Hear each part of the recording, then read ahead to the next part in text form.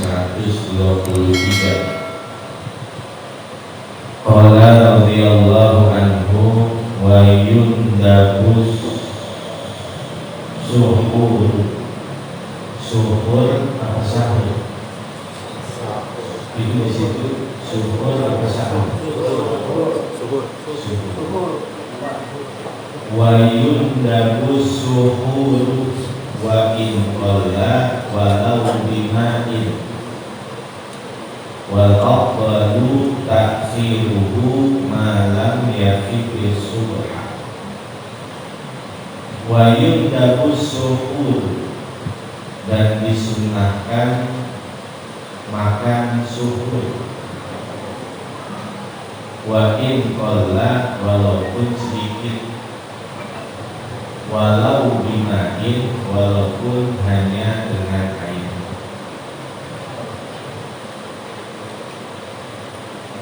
Ada bahasa yang disebut dengan samaiyah, penyebutan yang terjadi di lisan-lisan manusia yang menyalahi susunan gramatika kaidah bahasa Arab. Itu disebut dengan samaiyah. Kita menyebut yang sudah umum makan sahur. Kalau sahur itu artinya waktu sebelum subuh, dan kita makan di waktu itu namanya makan suhur. Dedomisi, makan suhur. Kalau kita mengusap muka, tangan, kepala, kaki, itu namanya gerakan wudu. Dan air yang digunakan untuk itu namanya air wadu, bifathil wawi, wudu. Kemudian ketika kita menyebutkan tempat-tempat berkumpul, itu isi makan dari akar kata jalasan, dia jelisu. Isi makannya majlasun, tapi kita sudah menyebutkan dengan bahasa majelis. Atau sama seperti isi makan dari akar kata sajadah, yaitu masjadun, kita menyebutnya masjidun. Maka semua itu disebut dengan samaiyah. Hal-hal yang sudah berkembang di lisan manusia yang menyalahi kaidah gramatika bahasa Arab, namun kita tidak perlu membenarkan atau seumpama bahkan menyalahkan. Yang sudah berkembang itulah yang kita gunakan, nggak perlu lagi disalahin. Syekh Muhammad Yasin Al-Badani, beliau berkata, man balagha fahuwa ghalibun. Orang yang suka nyalain orang justru malah dia yang salah. Suka nyalahin justru dia yang salah. Man balagha fahuwa ghalibun. Orang yang suka nyalahin orang, maka hakikatnya dia adalah orang yang salah dalam pandangan Allah Subhanahu wa taala. Jadi syukur bukan sahur. Sahur itu waktunya. Makan di waktu itu namanya makan syukur.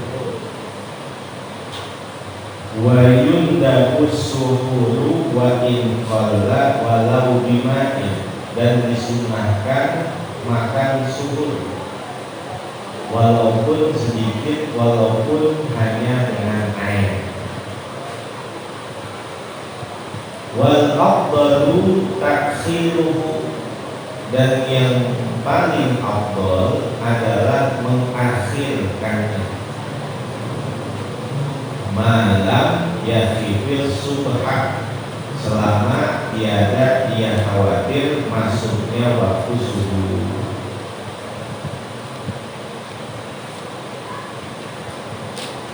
wal afdalu ta'jilul fitri, dan yang paling afdal adalah menyegerakan berbuka. Tidak tahap kapal guruku, apabila telah nyata-nyatanya tenggelam matahari. Kalau sahur afdalnya diakhir-akhirkan. Kalau berbuka afdalnya disegerakan.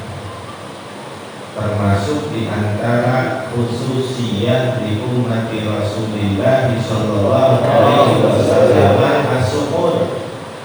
Di antara kekhususan yang Allah berikan untuk umat ini adalah suhur, ketika mereka akan berpuasa. Umat terdahulu mereka diwajibkan berpuasa, tetapi puasa mereka tidak pakai suhur. Umat Nabi Allah Nuh alaihi salatu wassalam, mereka puasa.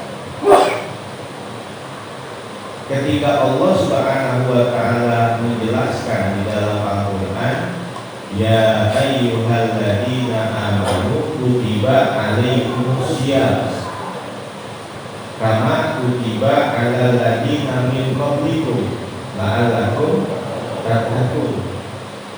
Kama kutiba alal ladzina min qablikum ay faradallahu ta'ala al-umama min qablikum bikaifiyatihi la bitawafih. Puasa semua Allah kasih kewajiban, pahalanya sama, tetapi tata caranya berbeda. Kalau kita setahun sebulan, khusus di bulan Ramadan, kan begitu. Kalau umat terdahulu tata caranya berbeda, tetapi sama Allah pahalanya tetap disamakan. Umat Nabi Allah Nuh lagi puasa, tapi puasanya mereka 500 tahun buka, 500 tahun puasa, 500 tahun buka, 500 tahun puasa. Beda lagi dengan kaifiyat umat Nabi Allah Ibrahim alaihi salatu wassalam. 3 hari puasa, 3 hari buka, 3 hari puasa, 3 hari buka, seterusnya. Lalu ada puasa yang diambil untuk syariat umat ini, atau yang disebut dengan asyar'uman qablana, syariat umat terdahulu yang diambil menjadi syariat umat ini, yaitu syariat puasa umat Nabi Allah Daud alaihi salam, yaitu sehari puasa, sehari buka, sehari puasa, sehari buka, seterusnya. Nah, seabdol-abdolnya puasa untuk orang yang ingin memperbanyak puasa sunnah adalah puasa yang Nabi Allah Daud. Itu sudah diambil menjadi syariat kita. Tata cara yang berbeda, namun pahalanya diberikan sama oleh Allah Subhanahu wa Ta'ala. Itu dari tata cara puasa. Dari tata cara pernikahan, syariat ini pun berbeda dengan syariat umat terdahulu. Contoh syariat pernikahan umat Nabi Allah Adam alaihissalam, di zaman Nabi Allah Adam, pernikahan satu kandung hanya ada di zaman Nabi Allah Adam. Ibunda Hawa itu kalau lahir kembar 10 kali. Terakhir kali kembar itulah Nabi Allah Syim alaihissalam. Syim ya tak Syim. Berarti berapa jumlah anak Nabi Allah Adam sebelumnya? 21. Kembar yang pertama disilang dengan kembar yang kedua, kembar yang ketiga disilang dengan kembar yang keempat, terus seperti itu. Jadi pernikahan satu kandung hanya ada dalam syariat Nabi Allah Adam. Kenapa emang? Bukan ada orang lagi. Di apa sih lagi? Di depan kita. Berbeda lagi dengan syariat pernikahan umat Nabi Allah Yakub bin Ishak bin Ibrahim alaihi wassalatu wassalam. Nabi Yakub dalam syariat itu boleh menggabungkan dua saudari kandung dalam satu akad pernikahan. Nabi Yakub bin Ishak bin Ibrahim punya anak kan 12. Itu 2 biang. Biang yang pertama itu melahirkan 10 anak dari kakaknya yang perempuan. Lalu dari adiknya yang perempuan yang bernama Rahel melahirkan anak yaitu Nabi Allah Yusuf dan Bunyamin. Itu dari ibunda yang bernama Rahel. 12 yang lain dari kakaknya. Sedangkan si Rahel adiknya itu punya anak 2, Yusuf dan Bunyamin. Kalau kita baca dalam sejarah bahwa si Rahel ini adalah wanita tercantik di zamannya, hingga lahir seorang anak yang tampan ya sepanjang masa, yaitu Nabi Allah Yusuf alaihissalam. Jadi memang emaknya cakep, punya anak cakep. Jadi jangan seumpama dia istrinya lagi hamil, biar anaknya ganteng kayak Nabi Yusuf, dibacain surat Yusuf, pas udah lahir ternyata yang keluar pengkirom gitu. Jangan disalahin surat Yusufnya, memang bawa emaknya pengkirom gitu. Bagaimana produksinya? Di zaman Nabi Yakub bin Ishak bin Ibrahim itu pernikahan satu kandung saudari dalam satu akad itu dibolehkan. Nikahin emaknya, nikahin kakaknya, nikahin adiknya dalam satu pernikahan.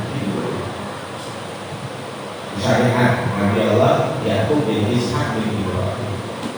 Empoknya dikawinin, adiknya dikawinin. Nah itu sudah dilarang dalam syariat kita, yang disebut dalam hadis as-sahaku minaz-zina. As-sahak, penggabungan dua saudari kandung dalam satu akad pernikahan itu adalah perzinahan. Empoknya dikawinin, adiknya dikawinin, sama seperti dia melakukan perzinahan. Yang boleh itu seumpama dia nikah dengan empoknya meninggal, baru dia kawinin adiknya. Itu namanya kurung ranjang. Atau dia kawin sama adiknya dulu, adiknya meninggal, empoknya masih ada, kawin sama empoknya, itu namanya naik ranjang.